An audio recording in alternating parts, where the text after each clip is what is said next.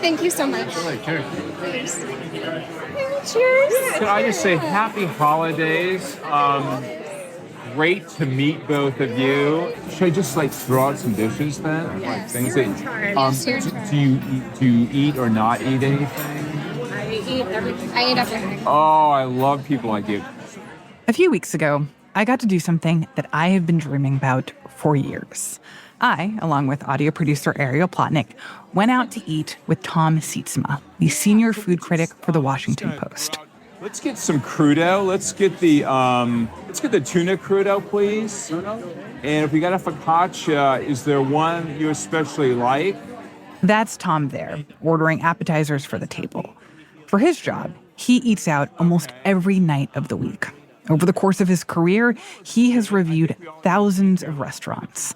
And on this particular night in early December, we were at a trendy new Italian spot in downtown D.C., the kind of place where a cocktail can cost upwards of $17. I would get, whatever your taste is. I mean, if one of you could get like a Negroni or like an Italian kind of thing. Can you do that? And we'll just... do you like Negronis? Okay. All right. And otherwise, you can get, it's just a chance for us to see how they do cocktails, right? And all of this evaluating has to happen secretly.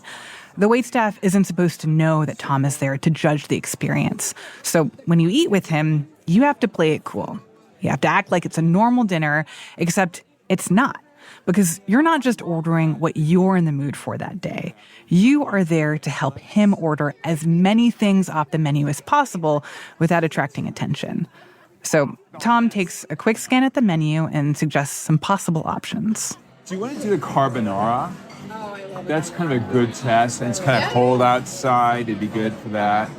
Do you want to do the chicken Milanese? I will do it. Pounded thin? Oh, that's like... Your toes. Okay. I'll do the ribeye. For Tom, reviewing a restaurant is a special kind of responsibility because he knows that regular people, the folks who read his reviews, they are often saving up their hard-earned money to have a really special experience with their loved ones on a night out. And so while he always tries to arrive with a good attitude, he's smiley and jovial and friendly with the waitstaff, he can also be pretty discerning. Like this moment, where Tom shared with us his thoughts on the tuna crudo appetizer. This is really pretty crappy. I mean, like with your eyes closed, would you be able to identify the fish that you're eating? No way. And then on top of it, it's cut so thin, you can't even taste it. And then it has some vague cream that might be avocado. Tom has been doing this for 25 years. And after a quarter century of middling crudo, you'd think that he might be sick of this job. But he's not. He says he loves this job because it's about more than just eating. What I found very early on was that there's a food story in everything. It's not just restaurants. The choices that people make in their daily lives about what and how they're going to eat says a lot about them. And there's so much more than food. Food is who grows it, who sells it, who cooks it. It's a little bit of everything. From the newsroom of The Washington Post, this is Post Reports. I'm Martine Powers. It's Tuesday, December 24th.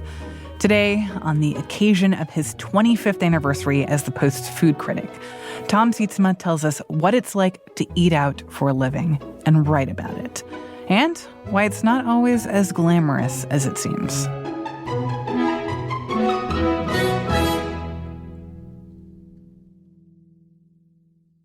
So let me ask you to pull back the curtain a little bit in terms of how your job actually works. And I want to kind of walk through step by step what it means to seek out a restaurant that you are going to be reviewing and then publishing your thoughts on it in the Washington Post. Mm-hmm. So let's start with how you make the choice of what restaurants you're going to review. Like, does somebody send you a list every week that's like, this is what's opening, and you kind of choose from that list? No, or? Certainly publicists do send me news announcements about what's opening, what's coming up, and everything. I think it's the responsibility of a critic to vary it up a little bit from price level, from neighborhood, from location, from cuisine type, right? I wouldn't want a steady diet, for myself of like high-end restaurants. So I try and juggle that. And how many are doing a week? Like, how many restaurants are you going to per week? I go to 8 to 10 restaurants a week. Oh my gosh. Yeah. That's a lot. Basically every night,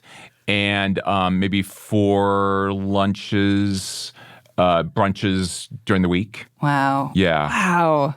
Okay, so you decide on a place you're going to go, and as you said, you try to think about a nice mix of going to the high end, going to the medium end, or more casual places, and different types of cuisine.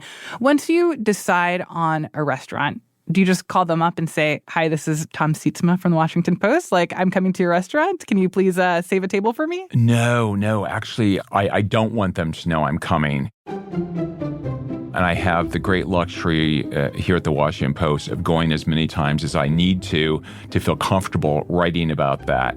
Because unlike a book or a play or a piece of art, the dining experience changes. I mean, a restaurant Monday night is different from a restaurant on Saturday night, is different from lunch on a Wednesday or breakfast on a Sunday, right? So I go 3 or 4 times, and that puts the restaurant perspective. You can go back. When you go multiple times, you can, is the chicken always that dry? Is it always that moist? So you kind of get an average of the different absolutely, visits. Right? Sometimes I'll go by myself and sit at the bar, and you don't get to eat as much food. You don't want to give yourself away and order, 10 entrees or something like that. But you get different color. Your exchange with the bartender, people sitting next to you, or you can listen more closely to the soundtrack or double check that the walls really are red, not, cinnamon or something like that, right? And it sounds like you're trying to avoid getting special treatment because you are a food critic, that you want to get, what everyone experiences at this restaurant. Exactly. How do you preserve that anonymity? Like, having done this for so long, I would assume that people recognize you. Like, even a new critic these days would have a hard time with social media and everything, especially with younger critics. They have been on Facebook and social media and other things for a long time, right? But I've noticed for you, I mean, if you go on your page on WashingtonPost.com, like your author page, your photo isn't hard to find, right? Right, like your hands are over your face, or and even you in my keep your face kind of private. I do. Yeah, no photographs. I have credit cards in different names. I have about 15 or so. You have credit cards in different... You can do that? You can do that. I can't give away all my trade secrets. Oh my God, this is like being in the CIA. It's funny because a couple of years ago, I had I took someone out from the CIA. She was retiring. She was in charge of disguises for agents. Whoa. And we were talking about our mutual jobs. And she goes, it sounds like we work for the same place, Do you wear disguises sometimes? I have. Very early on, I thought it was important to go to all the top restaurants in some form of disguise. But I have used disguises. I have been on all the top restaurants where they have not known me. And I know that because things have happened that never would have happened had they known that the food critic from the Washington Post was there, right? That's amazing. I'm just imagining you in like with a fake mustache and a trench coat and some outrageous wig. Yeah, you don't want to be so obvious to people. You want to kind of blend in. Interesting.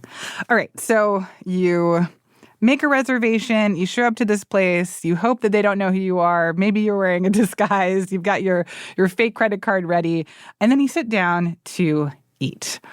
How do you think about ordering? How do you think about the actual job of trying food and like processing what you're eating and judging what you're eating? Sure. I mean, I guess the first visit is different from the last visit. Initially, what I want to do is try the go-to dish that chef might be known for. I want to try something that is vegetarian. I want to try something that shows me what kind of products they buy, like with a salad, what kind of salad greens they're using. I will try something grilled, something fried. and maybe fish and meat. It depends upon how many people I'm with, too. I do pass plates discreetly with my dining companions. I see, because you're trying to maximize the number of things that you're trying out. Yeah. And I have about 70 people that I eat out with on a regular basis. And that sounds like How a do lot. I get on that list? Well, we can mesh our calendars here after this. It sounds like a lot, but it's really not. If you're eating out 10 meals a week, you can't eat out with the same people all the time, right? Yeah. People live in different places. So I have vegetarian friends. I have, people for different needs, Interesting. right? So you call up the Rolodex and you're who's the right mix of people to come with me to this restaurant? Yeah, and occasionally what I'll do too, if there's a cuisine that I might not be as familiar with, I have gone out with people from the embassies here, which is a great resource. People here have traveled all over the world too. Yeah. So you'll meet someone at a party. I've done that before. I've asked my Uber driver out before, which sounds a little weird, but it was a long Uber ride, and he was telling me this dramatic story about his exit from Afghanistan. I said, gosh. this is going to sound really weird, but I'm the food critic from the Washington Post, and I want to continue this conversation. Here's my card. Wow. Google me. Yeah, I'm not you some can call weirdo. me, right? But I think one of the great joys of this job is it's a very social job, right? You have to kind of be on every night. Not in a fake way, but just I think people are so excited to be on a restaurant review, and they don't realize that it could go many different directions, not all right? the places that you go Not to all are that places, great. but those can be fun too, like the Titanic of restaurants, like things go wrong. After the break, how Tom handles the physical demands of his job and his advice for how to have a better time when you go out to eat. We'll be right back.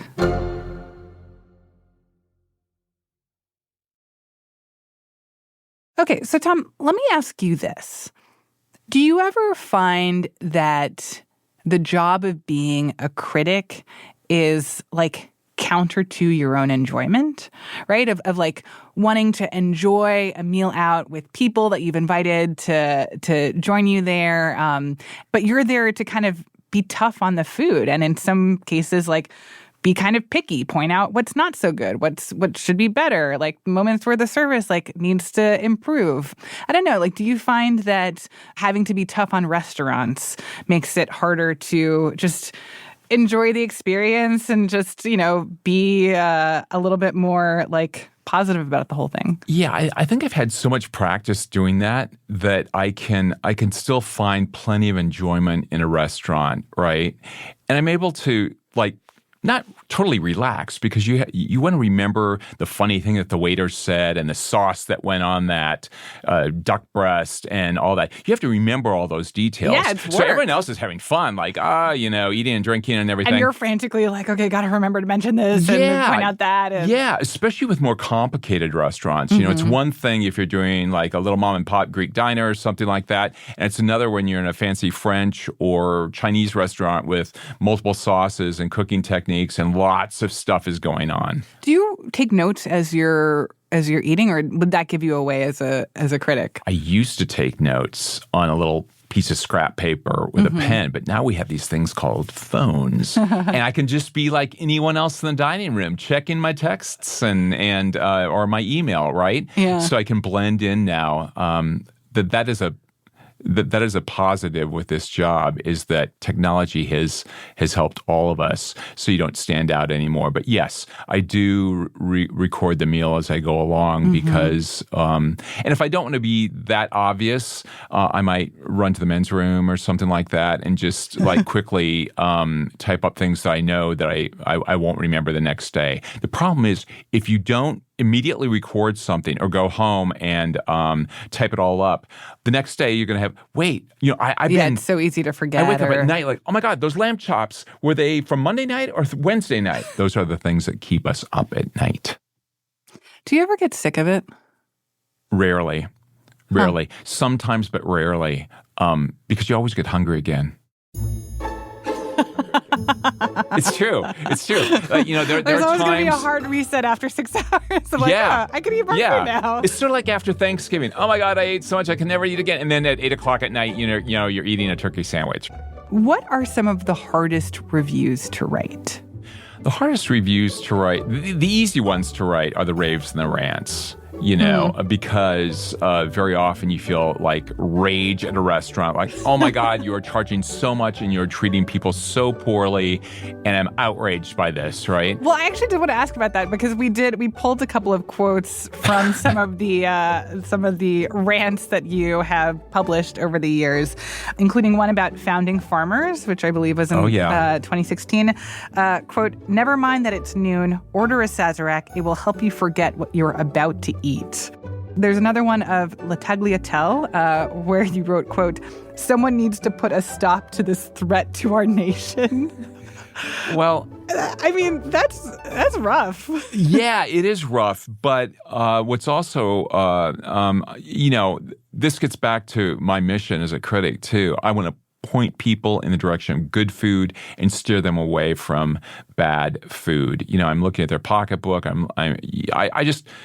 I would much rather write about good restaurants, and I think I do that. A steady diet of either super good or super bad reviews is not my thing. And what I do mostly is write about that middle ground. And that's, I think, a bigger challenge because it's, this is good, this is okay, this is good, this is okay, this is really bad, and to write that and put that in context and make it entertaining, I think that's part of it too, because this job really is about putting things in your mouth, chewing it, and telling people about it. And how do you mix that up from week to week, right?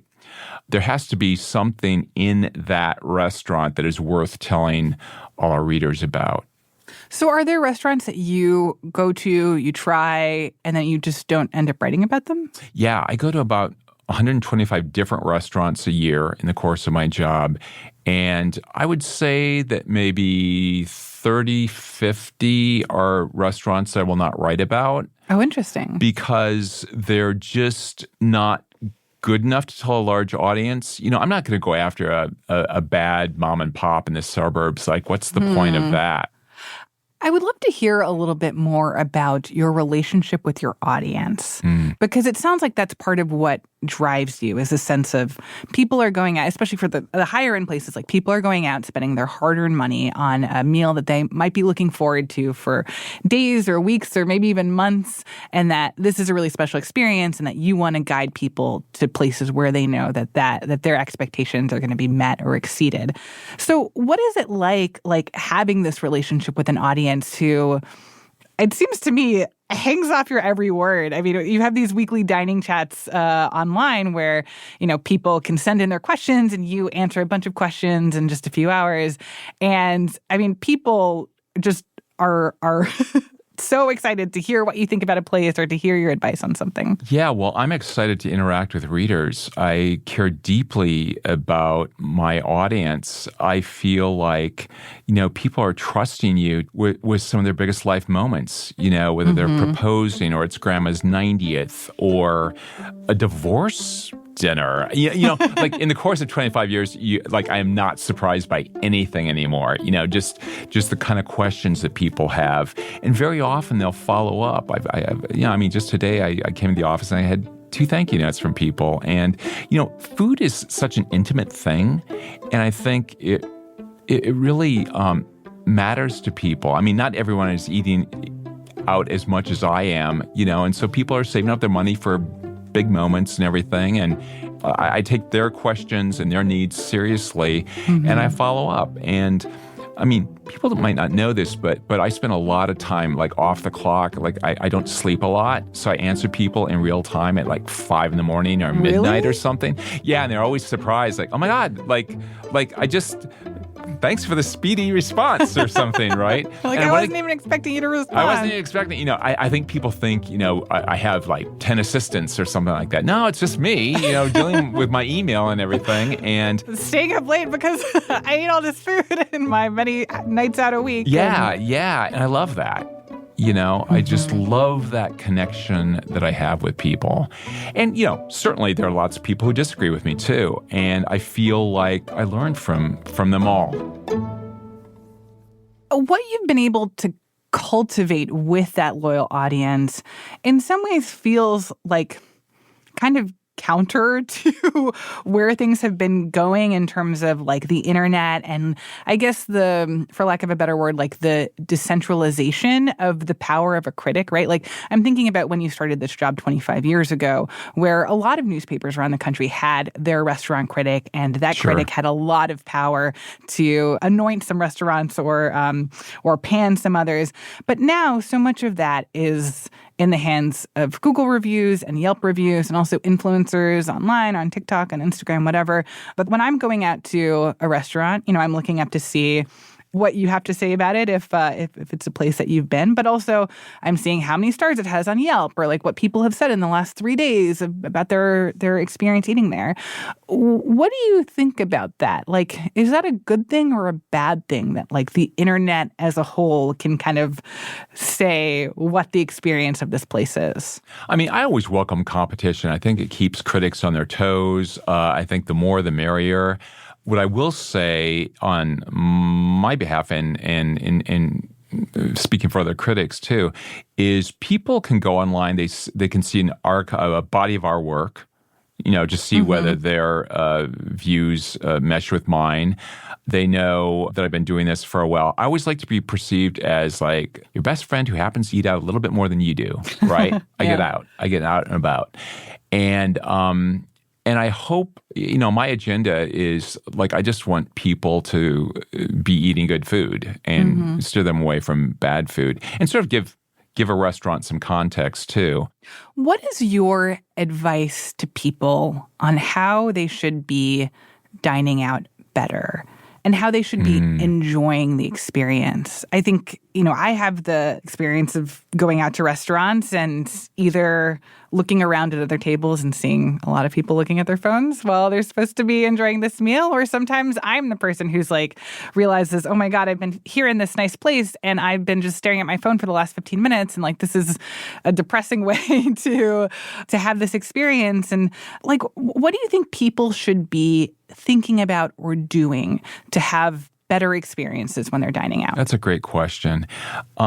What I see a lot, like even if I know I'm going to a restaurant that I'm probably not going to review favorably, I always want to go in with a good attitude. Leave your work stuff behind, your stuff with like relationship stuff. Go in with a good attitude, and you'd be surprised at how that is picked up by the staff, right? Like, oh, it's not going to be that person, and I think just going in with a good attitude gets you sometimes a better table or a little nibble from the kitchen that not everyone else is getting, right? And I see that over and over again. That's what I do with restaurants where I can't get a reservation. Sometimes I'll go early, right when they're opening, because I stand in line and do all these things just like any other diner would do, right? I can't just call up the chef and say, hey, I'm coming. I would never do that. Because I like the experience that people have to go through. But I think having a good attitude is super important. And just, when you face the host or the manager and they're looking at you and you don't have a reservation, just say, I would so like to join you for dinner tonight. I don't have a reservation, but I'd be willing to take whatever table. Is there room at the bar or something? More often than not, when you've got people standing in front of you with a smile on their face, you do. They're in the hospitality business. They do want to seat you. It's no fun turning people away. Yeah, and right? they want to have people there at the restaurant who are excited to be there and who are looking forward to this or saying, like, I would really love to eat here. You said earlier that you like to think of yourself as your audience's friend who just happens to dine out a little bit more than they do. Right. And I think that as much as, there are a lot of foodie scenes all over the world, here in DC and in most every major city, there are people who are excited about trying out the new restaurants and keeping tabs on what just opened and scoring those reservations. But I think there are also a ton of people who are like, I have my 3 spots that I go to for my anniversary and my birthday. And I just cycle between those because I know that I like it. I don't have to look at the menu when I get there. And it's like a very comforting experience to me. What would you say to those people about either how to branch out a little bit more, or maybe they don't need to branch out? I mean, what does that type of dining out experience mean to you? I get both sides. I get the people who want to eat at the latest hotspots, but I also think there's something really wonderful about identifying and patronizing a handful of restaurants where they know you. You always get your table. You can get in at 8 o'clock on a Friday night. Huh. I love those places because they just embrace you, right? Yeah. And those are the places that, when I retire from this job, I want to have 6 or 7 places where it doesn't matter what I used to do. I just go in knowing that I will get good service, get a nice table, not have to try everything on the menu. That sounds kind of nice sometimes, right? I wish that for you so much someday. Tom, thank you so much for speaking with me. Thank you so much. This has been a pleasure. Tom Sietsema is the senior food critic for The Washington Post.